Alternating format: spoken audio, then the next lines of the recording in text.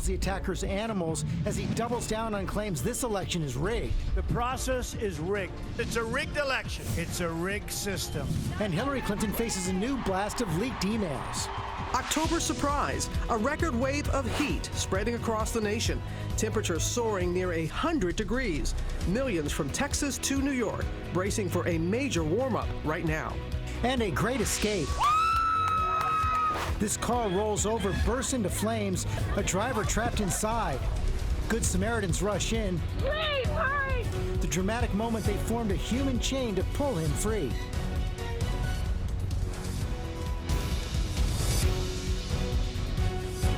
Live in Times Square, this is GMA with Robin Roberts, George Stephanopoulos, and Michael Strahan. And good morning, America. A lot to get to this Monday morning. 3 weeks and a day before the votes are counted. Donald Trump unshackled all weekend. That was his word. Lashing out against all the forces he says are rigging this election, even Saturday Night Live. Trump calling Alec Baldwin's impression on SNL a hit job. There he is imitating Trump, appearing behind Clinton at the last debate.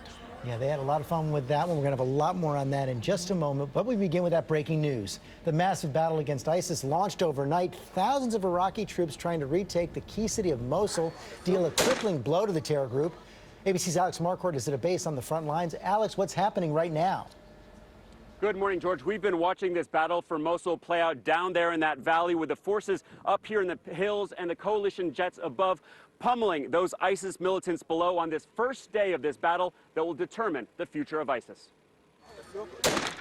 The battle for Mosul beginning. An estimated 30,000 Kurdish and Iraqi troops fighting to retake the ISIS stronghold, being defended by around 5,000 militants. Those Kurdish fighters zeroing in their mortars on ISIS targets below. Targets selected and observed by American forces, including these soldiers from the 101st Airborne Division. A critical role played by some of the around 6,000 U.S. troops in Iraq. That was one of the rockets heading out down towards into the plains around the city of Mosul. As the sun has come up, the pace of fighting has picked up as well. We've been able to see and hear the artillery and the airstrikes landing down there around Mosul. For the first time, we're hearing gunfire as well, meaning the two sides are now closely engaging each other. The view of the fighting increasingly obscured by a thick black haze, likely from oil and tire fires set by ISIS to provide cover. If ISIS loses Mosul, they lose their last foothold in Iraq and their biggest prize to date. It would deal a devastating blow to the group. For months, the U.S. and Iraq have talked about their large-scale plans to retake Mosul from ISIS, hoping to demoralize their enemy and energize resistance in the city. It's not yet clear whether ISIS will mount a full defense of the city or try to cross into Syria where they have more territory. Either way, the United Nations says it is expecting around 1 million people to flee the fighting. They've been setting up emergency camps. They say it could be one of the biggest humanitarian crises this year.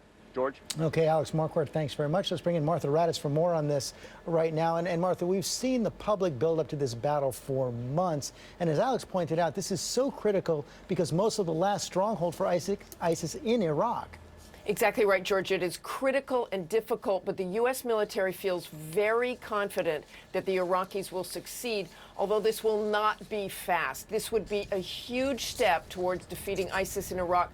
But governing and stabilizing that area will be the challenge. And of course, ISIS in Syria is a much more complicated problem. You don't have a unified fighting force there and very few U.S. forces to help them. This will be the challenge for the next president, George. And the question is, how do you prevent those fighters from melting back into Syria? Martha Raddatz, thanks very much. That is the big question, George. You're right. Now to the race for the White House and that attack on a Republican office in North Carolina. The local headquarters firebombed and a nearby building spray painted. ABC's Steve Osunsami is in Raleigh, North Carolina, as authorities search for who's responsible. Good morning, Steve. Good morning to you, Robin. Authorities are already here this morning trying to figure out exactly who did this. There are all sorts of suggestions. The good thing is no one was hurt. Police believe someone threw a bottle with flammable material through this front window of the Orange County Republican Party headquarters sometime between Saturday night and Sunday morning. The fire inside burned furniture and caused smoke damage, but went out on its own. The political fire it started is much larger. This is a horrific act of political terrorism. This is, of course, a key swing state in the presidential election where polls show the race is tight. Republican presidential candidate Donald Trump responded on Twitter immediately, saying that animals representing Hillary Clinton and Dems in North Carolina just firebombed our office in Orange County because we are winning. Police say there's currently no evidence that whoever did this represented the Democratic nominee, who condemned the attack, calling it horrific and unacceptable, and saying that she's very grateful that everyone is safe. We just got a lot of cleanup to do. They're already cleaning up graffiti scribbled next door that reads, "Nazi Republicans leave town or else." Or else what? Because we're not going anywhere. The graffiti was actually sprayed on the other side of the building, not the front door for some reason. The Democratic Party here is condemning this and is also raising money for the workers here. In just a few short hours, they've raised more than $13,000 online. George. Okay, Steve, thanks very much. We're going to get the latest now from Donald Trump. Just 22 days until the final votes. He is fighting hard from behind, bashing Hillary Clinton, the media, even Saturday Night Live, as he doubles down on claims the election is rigged. ABC's Tom Yamas is tracking it all from Trump Tower in Manhattan. Good morning, Tom.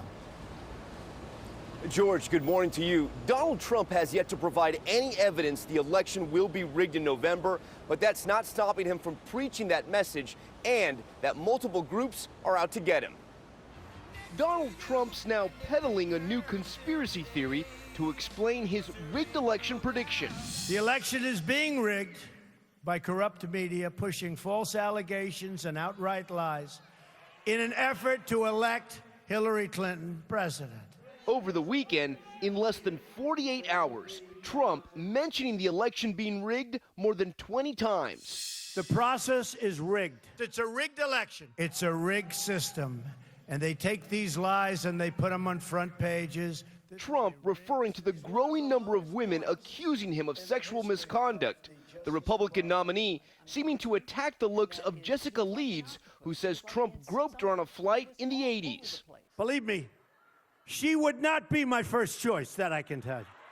Trump also suggesting some of the polling stations are part of the rigged system working against him, tweeting, "The election is absolutely being rigged by the dishonest and distorted media pushing crooked Hillary, but also at many polling places. Sad."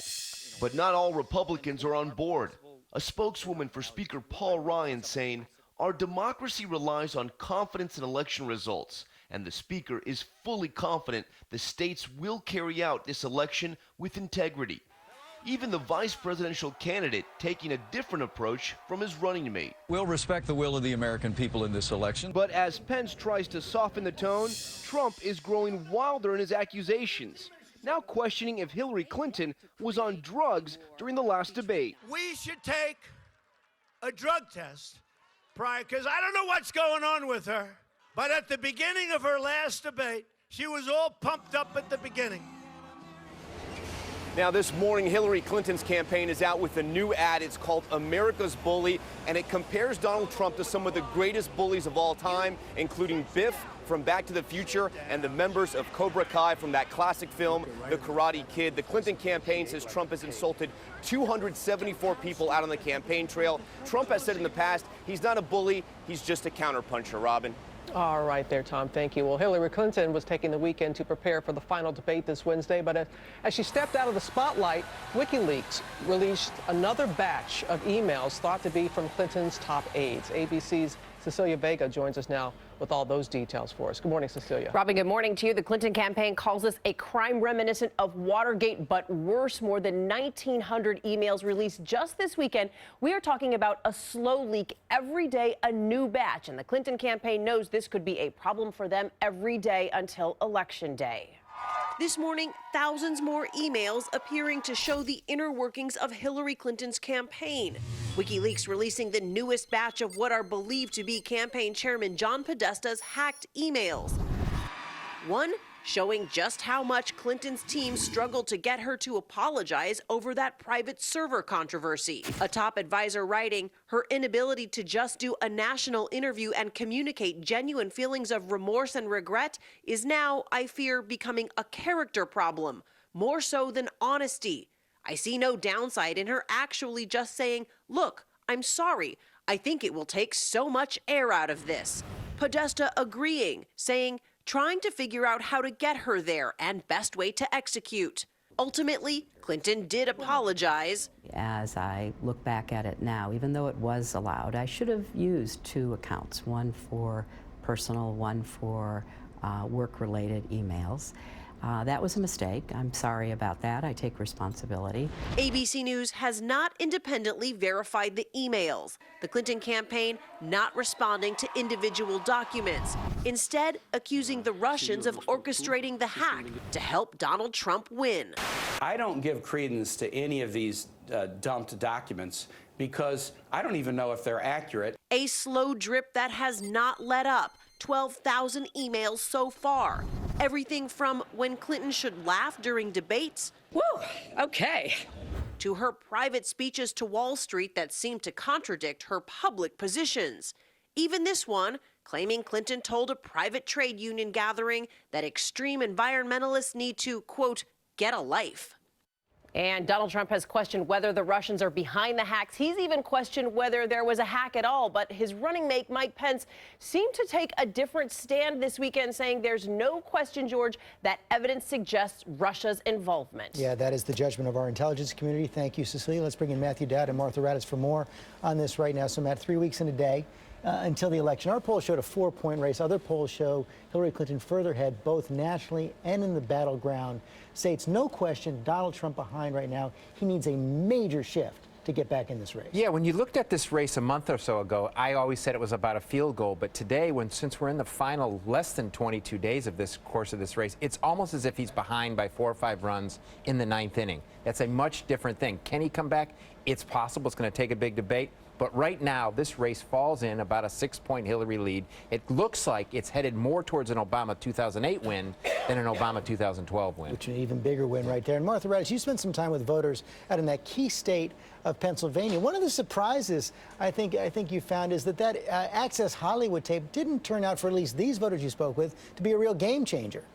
What the voters said absolutely backed up our ABC poll. They may not like what he said, they may not think his apology is sincere, but many of the voters I talked to said that it would not affect their decision, and these were men and women. One man telling me he wasn't surprised by the tape, and one female voter saying she thought it was funny. Another saying she's heard that kind of talk before from men and women. There were voters who were disturbed by the tape, George, but seemed to fall into that 1/3 in the poll who would not likely have voted for him anyway. And Matthew, pretty clear from our poll as well that the enthusiasm for Donald Trump is down, which may explain part of what he's doing out there, pretty extraordinary on the stump right now, who he's lashing out at the media, not only Clinton, but claiming the whole election is rigged. That's what I think is the important thing to focus on in this race, George. It's fundamentally not the undecided voters. I think most of the undecided voters are going to, in the end, not vote because they dislike both of these candidates so much. But what's Clinton's fundamentally it's changed in the course of the debates, and I would say also the tape,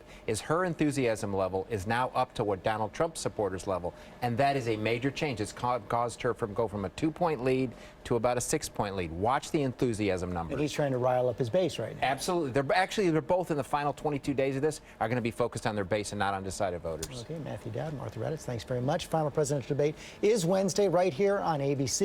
I'll be anchoring our live coverage with our whole political team starting at 9 p.m. Eastern. All right, George. Also this morning now to new backlash from those recent clown scares across the country.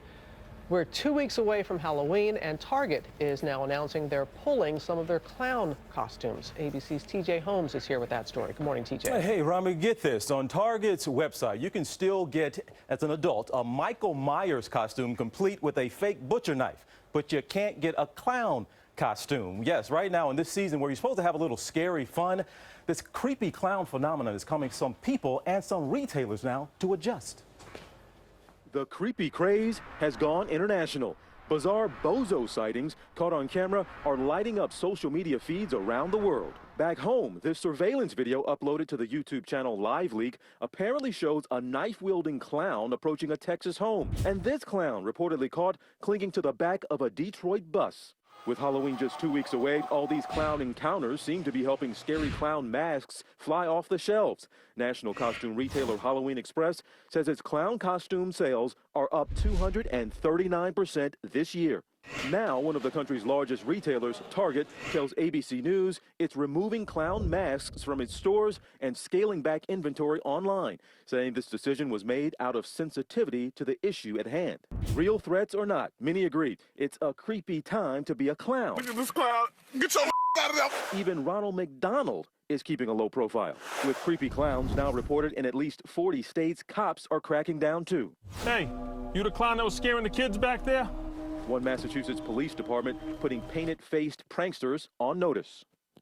And again, as far as Ronald McDonald goes, they're scaling back just the type of appearances they might make in public, just saying, hey, just being sensitive. And again, overwhelmingly, police say these are pranksters doing all of these things, and then social media causes it to spread like crazy. It did, and that's close to Halloween. Yes. All right, TJ, thank you. Going to go to Amy now for this morning's other top story, starting with the police shooting suspect on the run. That's right, and an urgent search is now underway for the man accused of shooting a police sergeant in Fairbanks, Alaska, then stealing his patrol car. Dashcam video showing the suspect with a gun drawn, walking to the officer's side of the car before then opening fire. The sergeant was responding to a call about shots fired. He is in stable condition. New video shows the aftermath of a horrifying crash in San Diego. A truck plunged 60 feet off a bridge to a park below, killing 4 people. The driver, a Navy sailor, is charged with drunk driving and vehicular homicide. Well, in Florida, Good Samaritans rushed in to help police rescue a driver from this burning SUV that had crashed down an embankment. They formed a human chain to pull him out of the vehicle and carry him up that hill. Thankfully, incredibly, he suffered just minor injuries. And in sports, the Dodgers got even against the Cubs. They shut out Chicago 1-0 with an impressive performance from pitcher Clayton Kershaw. The series now moves to Los Angeles. And finally, this election year has been pretty nasty. So one candidate promising to get back to basics. Ann Collins is running for county treasurer in Indiana. You gotta see this billboard. It says it all. She says, "I won't steal." And she adds, "I know how to count." What more can you ask? No attacks, no empty promises, just back to the basics. And I just think clearly that is a sign of the times.